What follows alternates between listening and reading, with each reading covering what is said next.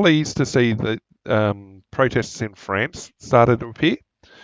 Well, not that they've started to appear. Coverage of the protests in France started to appear.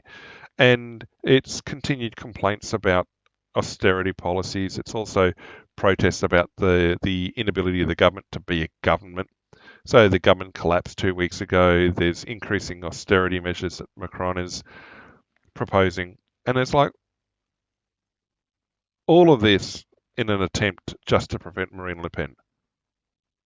Uh, you, you've got a nation saying, "What, we're imposing sanctions on this," and it's like one of those things where I was saying that the attempt to take the moral high ground has cut the legs out from a lot of these nations because they've done nothing but destroy their own economies in the process, or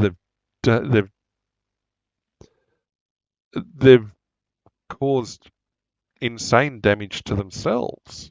Now, it's not a case of they're getting huge amounts of stuff from Russia or sanctioned nations to begin with necessarily, but the rush to do so, it's like, well, it's kind of a surprise.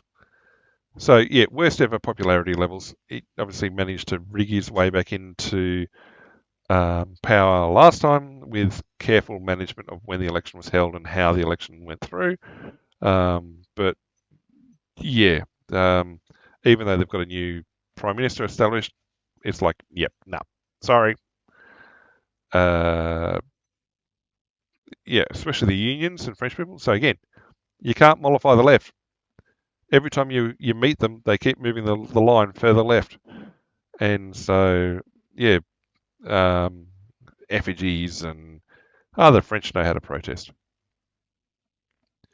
But yeah, I mean, the unions are coming out and complaining they wouldn't support Marine Le Pen. Now, if they did, that would be interesting because that would actually be quite unifying. And then you can imagine the screaming and crying in the press should Marine Le Pen gather the unions onto her side.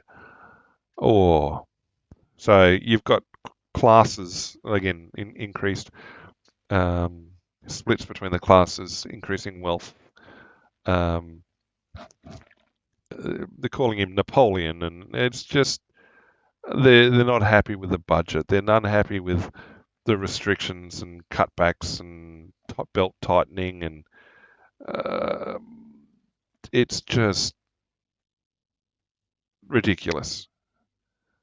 Um, and the fact that these protests were building and there was very almost no one covering it before.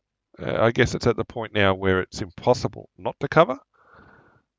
But yeah, I mean, the French, when they're having a good protest at their government, know how to protest. BBC has them showing that they strike over budget cut plans, and it's just like, I mean, 500,000 people at least. Yeah, getting hundreds of thousands of people populating, protesting in countries around the world for targeting their governments, unhappy with their governments. It's like, Nepal obviously lost theirs, but it's clear that there's this building, and it's not just necessarily leftists unhappy with it. There's all sorts of different directions. People are unhappy with the excuses the government are giving and hand waving away the protests. And this isn't even necessarily in support of Palestine or other remote things. It's just no, unhappy with how they're managing their own nations. And your radical left politicians are saying participants of the strike need to be disciplined. Okay, we've spent an hour at the start talking about inflammatory rhetoric. What's that? I mean, I guess the French have always had a habit of doing that sort of stuff, but still. Um, Protests are held by far left groups. All right, so apparently in other nations it's the far right, but in the French it's the far left.